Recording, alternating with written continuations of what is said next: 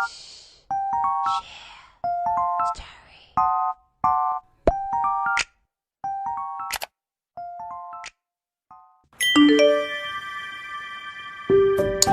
everyone, welcome back to my educational blog. So for today's video, I will be talking about what is culture. The meaning, characteristics, and also its function. So before we start, do not forget to like this video and subscribe to my YouTube channel. So now let's get started everyone. So this is the chapter 2, lesson 2, entitled Culture, the Meaning, Characteristics, and also its function. So what is culture?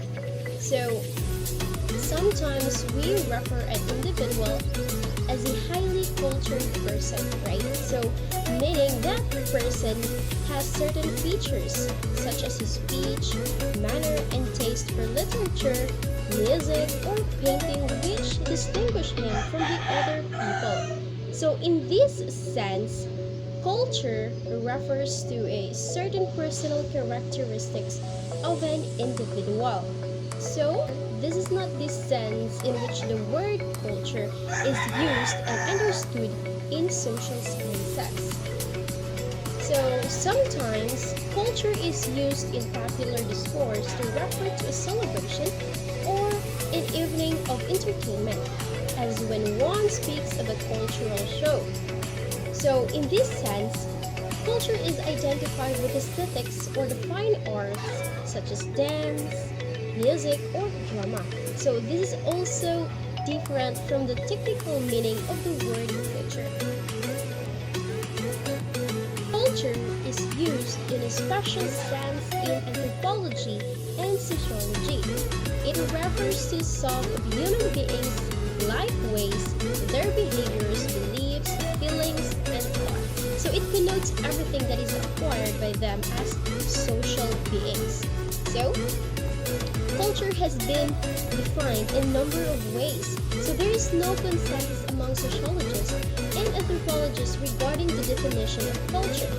So one of the most comprehensive definition of the term culture was provided by the British anthropologist Edward Teller. So he defined culture as the complex whole which includes knowledge, belief, art, morals, law, custom, and any other capabilities and habits acquired by man as a member of the society. So there are some writers who add to these definitions some of the important, so other capabilities and habits such as language and techniques for making and using tools. So culture consists of all learning, normative behavior patterns, that is all shared ways of patterns of thinking and feeling as well as doing.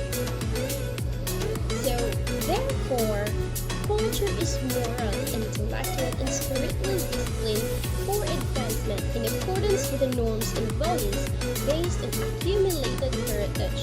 So culture is a collective heritage learned by the individuals and passed from one generation to another. Now, here are the characteristics of culture. So first is culture is learned behavior. Not all behavior is learned, but most of it is learned, right? So like combing one's hair, standing in line, telling jokes, and going to a movie, all constitute behaviors which had to be learned. Culture is abstract. Culture exists in the minds or habits of the members of society. So culture is the shared ways of doing and thinking. There are degrees of the stability of cultural behavior, ranging from the regularized activities of persons to their internal reasons for so doing. So in other words, we cannot see culture as we can only see human behavior. This behavior occurs in regular pattern fashion and it is called culture. Next is culture is a pattern of learned behavior. The definition of culture indicated that the learned behavior of people is patterned. Each person's behavior often depends upon some particular behavior of someone else. So the point is that As a general rule, behaviors are somewhat integrated or organized with the related behaviors of other persons. Next is culture is the products of behavior. Culture learnings are the products of behavior because as the person behaves, there occur changes in him. So he acquires the ability to swim, to feel hatred towards someone, or to sympathize with someone. So they have grown out of his previous behaviors. Next is culture includes attitudes and values knowledge. So there is a widespread error in thinking of many people who tend to regard the ideas, attitudes, and notions which they have as their own. It is easy to overestimate the uniqueness of one's own attitude and ideas. There is an agreement with other people, it is largely unnoticed. But when there is a disagreement or difference, one is usually conscious of it. So your differences, however, may also be cultural. So for example, suppose you are a Catholic and the other person is a Protestant. So next is culture also includes material objects. Man's behavior results in creating objects. Men were behaving when they made these things.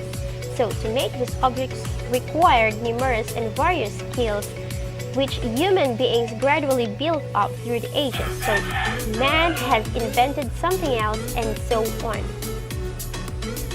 So occasionally one encounters the view that man does not really make steel or a battleship. So all these things first existed in a state of nature.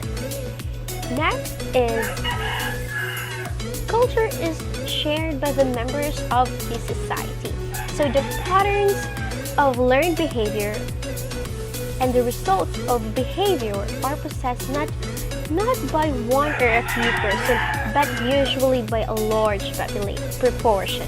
So that many millions of persons share such behavior patterns as Christianity, the use of automobiles, or the English language. So persons may share some part of a culture and equal. The next is culture is super organic. Culture is sometimes called super organic. It implies that culture is somehow superior to nature. The word superorganic is useful when it implies that what may be quite different phenomenon from a cultural point of view.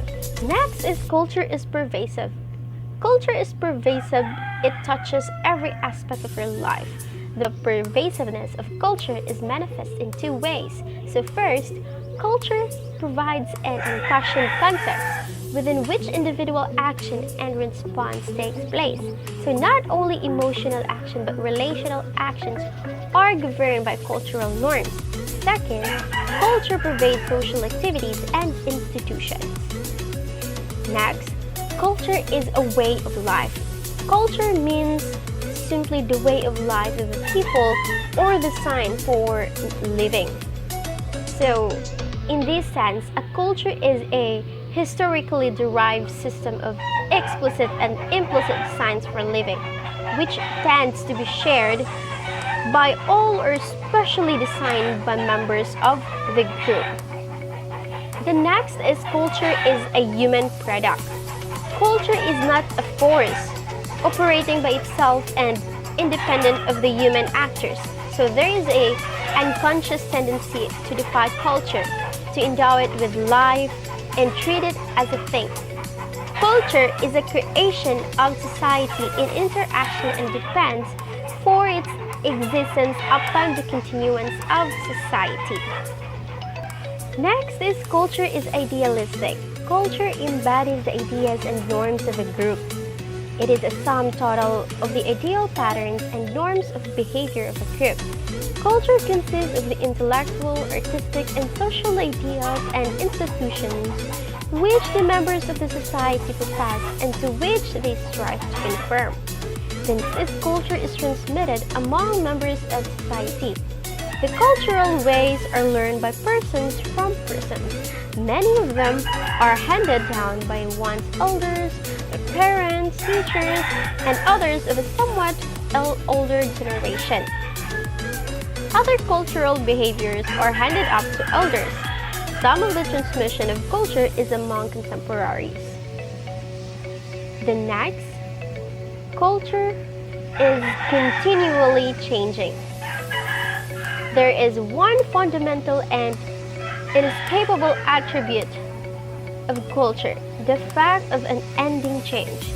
Some societies at some times change slowly, and hence in comparison to other societies seem not to be changing at all, that they are changing even though not obviously so.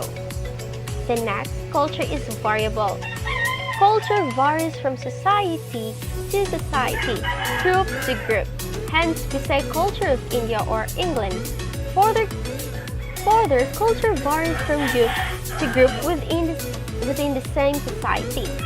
There are subcultures within a culture, a cluster of patterns which are both related to the general culture of the society and yet distinguishable from it are called subcultures. The next, culture is an integrated system. Culture possesses an order and system. Its various parts are integrated with each other, and any new element which is introduced is also integrated. The next, language is a short vehicle of culture. Man lives not only in the present but also in the past and the future. He is able to do this because he possesses language which transmits him what was learned in the past and enables him to transmit the accumulated wisdom to the next generation. A specialized language pattern serves as a common bond to the members of a particular group or subculture. Although culture is transmitted in a variety of ways, language is one of the most important vehicles for perpetuating cultural patterns. So, to conclude, culture is everything which is socially learned and shared by the members of society. It is culture that, in the wide focus of the world, pushes individual from individual, group from group, and society. Here are the functions of culture. First is culture defines situation. So, culture defines social situation for us, like what we eat and drink, we wear, when to love, read, sleep, or bond, also what work we do, what knowledge we rely, and so on. So, for example, suppose someone approaches you with right hand outstretched at waist level. So, what does this mean? That he wishes to shake hands in friendly greeting as is perfectly obvious. So obvious that is yes. So next is culture defines attitudes, values, and goals. So each person learns in his culture what is good, true, and beautiful. So attitudes, values, and goals are defined by the culture. So while the individual normally learns them as unconsciously as he learns the language, attitudes are tendencies to feel and act in certain ways. So values are measures of goodness or desirability. So for example, we value private property, government, and many other things, and experience. Like goals are those attainments which our values define as worthy, like winning the race, gaining the affections of a particular girl or boy, or becoming president of the firm, or achieving our goals in life. The next is culture defines myths, legends, and the supernatural. So myths and legends are important part of every culture. They may inspire, reinforce effort and sacrifice, and being comfort in improvement. So whether they are true is sociologically important. So we cannot understand the behavior of any group without knowing something of the myths, legends, and supernatural beliefs they hold. So myths and legends are powerful forces in groups' behavior. Now, next is culture provides behavior patterns. The individual need not go through painful trial and error, learning to know what fits to eating without poisoning himself, or how to live among people without fear. Now, we will identify the relationship between society and culture. So, a society is an organized group of individuals, and a culture is an organized group of learned responses.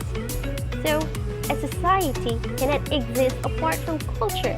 A society is always made of persons and their groupings. People carry and transmit culture, but they are not culture. No culture can exist except as it is embodied in a society of men. So no society can operate without cultural directives, like matter and energy, like mind and body. They are interdependent and interacting, yet express different aspects of the human situation.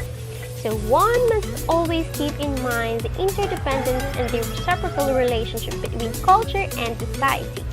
So each is distinguishable senses in which the patterning and organization of the whole is more important than any of the component parts.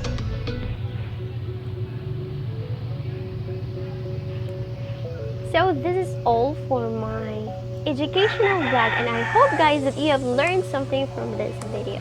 So see you soon in my next educational vlog. Thank you everyone for listening.